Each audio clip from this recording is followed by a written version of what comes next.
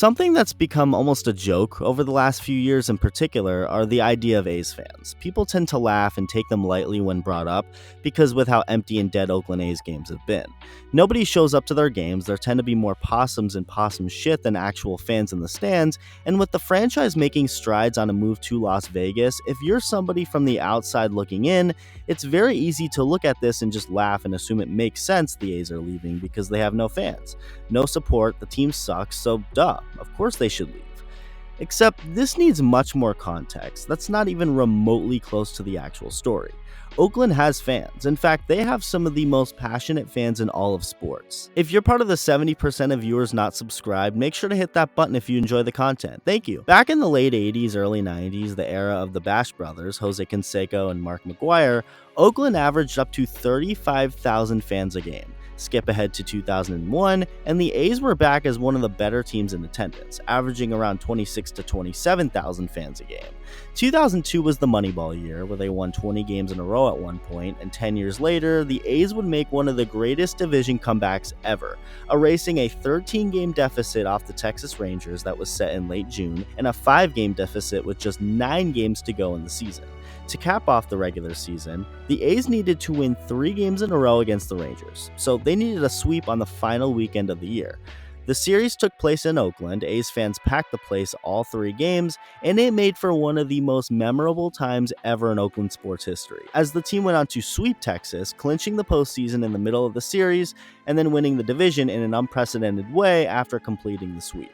The A's went on to lose in the first round to the Detroit Tigers, but not without one of the more epic ninth-inning comebacks in Game 4 to force Game 5, as Coco Crisp's walk-off single to right field would send the Oakland Coliseum into a frenzy.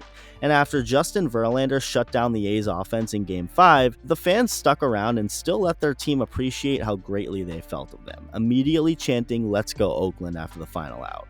Again, their season was over. They lost, yet the fans were still incredibly proud and thankful of the magical and fun season their boys gave them. 2013 was another fun year in Oakland, as they'd win the division again, they made the playoffs again in 2014, and even through their 3-year postseason drought from 2015 through 2017, the A's still averaged about, 20,000 fans per game. Yes, that was almost last in baseball, but for a losing team, that's not terrible. But this was also in the midst of the team going through another roster teardown that certainly does not get the fans excited, and that goes for any team. It started with Josh Donaldson before the 2015 season, with him getting traded to the Blue Jays, only to go on and win the American League MVP his first year there. They'd eventually trade or just lose pretty much everyone from their 2012 through 2014 teams, going on to trade Sean Doolittle and Ryan Madsen to the Nationals, along with Sonny Gray being dealt to the Yankees. Like I mentioned before, the A's would have 3 straight losing seasons from 2015 through 2017, but by 2018, baseball was fun again in Oakland. In 2018, the A's, despite not winning the division, still won 97 games and clinched a wildcard spot. The very next year, they'd win 97 games again, this time clinching the top wildcard spot. And this was a really good, fun, and talented Oakland A's roster. It consisted of young power-hitting first baseman Matt Olson, young shortstop Marcus Semien, young third baseman Matt Chapman, young center fielder Ramon Laureano, outfielder Mark Canha, and as far as the pitching, Chris Bassett was good, so was the young Frankie Montas, Liam Hendricks was the lockdown closer. I mean, it was great. They'd go on to lose to the Rays at home in the wildcard game in front of a rowdy Oakland Coliseum, but things were looking great for the future of baseball in Oakland. The weird year of 2020 happened, and as that season ended in another playoff loss, so began the end. Marcus Semien would end up walking in free agency, leaving and signing a 1-year prove-it kind of deal with the Blue Jays, and he went off, breaking the record for the most home runs hit ever by a second baseman in a single season with 45. The A's were kind of competitive and did finish with a winning record, but by year's end, they'd miss out on the postseason, leading into perhaps the most disappointing, infuriating, and depressing off seasons for Oakland ever. Marcus Semien was back out on the free agent market, but was quickly taken off of it by another AL West team, the Texas Rangers. So if you needed any more confirmation Semien was gone for good, well, there you go. Then came the trades. Matt Olson was traded to the Atlanta Braves in a blockbuster move that stunned the baseball world because that meant Atlanta was moving on from longtime legend and face of the franchise Freddie Freeman. So Olsen's gone. Next up, Matt Chapman, who would get traded to Toronto. Chris Bassett was shipped off to the Mets, while Mark Canha would sign with the Mets in free agency. The A's roster was beyond ripped apart by this point, and the 2022 season went just about how everyone expected it to go, with Oakland finishing with over 100 losses while averaging under 10,000 fans per game. And 2023 has only been more of the same. Actually, no, it's been worse. The stands are even emptier, the longtime play-by-play announcer was fired for saying the N-word on live TV, the team's terrible, and then there's of course the biggest thing of them all, the A's currently being in the process on leaving Oakland and heading for Las Vegas. Again, it's very easy to look at this from the outside looking in and go, well, the A's have no fans and the team sucks, so they should leave.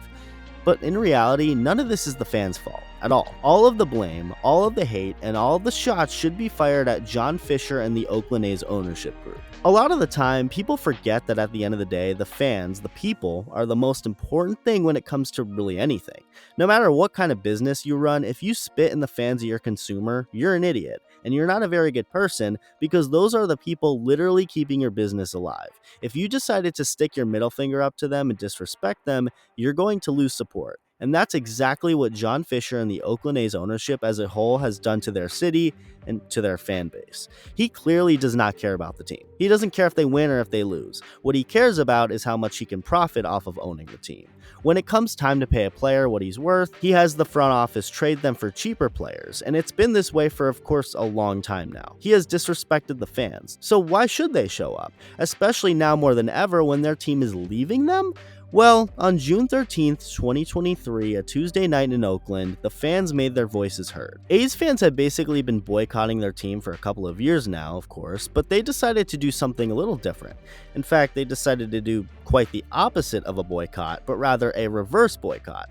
For one night, Oakland fans will pack the Coliseum, be loud, be rowdy, cheer their team on, and show their owner the truth. The truth being that A's fans exist. Many of them, actually, and that they aren't the reason for all the negativity going on with the team and with the stadium, but rather that he is. And they did just that. The last time Oakland had a lot of fans in attendance really was the 2019 wildcard game against the Tampa Bay Rays. And skip ahead to June 13th, 2023, and the A's attendance was back up for that one night. Coincidentally and ironically, against the Tampa Bay Rays. Thousands upon thousands of fans showed up, and not just showed up, but they showed up early, packing the parking lot, tailgating before entering the stadium.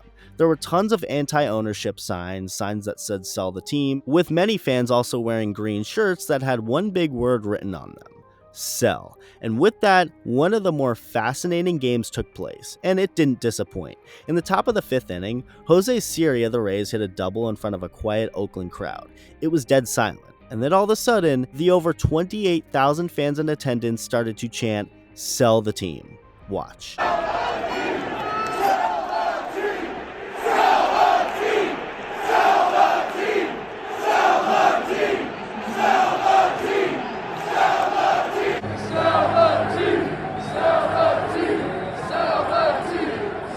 The crowd's chants were so loud to the point where A's pitcher on the mound, Hogan Harris, he thought his earpiece was broken. The crowd was absolutely electric, and only got more electric when the A's tied it in the bottom of the seventh, when they took the lead in the bottom of the eighth, and then when Trevor May blew a fastball by Jose Siri to end the ballgame, giving Oakland their seventh straight win. And if you thought the fun ended there, well, you'd be wrong, because the fans just straight up refused to leave, proceeding to throw trash onto the field to continue to show their anger and stick it toward their ownership. This will undoubtedly go into the history books as one of the unique, crazy, and just all-around historic baseball and sports things to ever happen. Especially, of course, for the Bay Area. It's just unbelievable. I genuinely believe that there is no better or crazy atmosphere in baseball than a packed Oakland Coliseum. Honestly, when the team is good and competitive, the fans most certainly show up, and it's a great thing to see.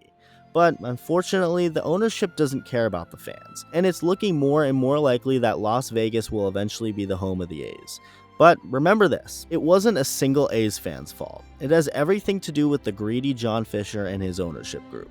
They are why this is happening, and they are what ruined baseball in Oakland, not the fans.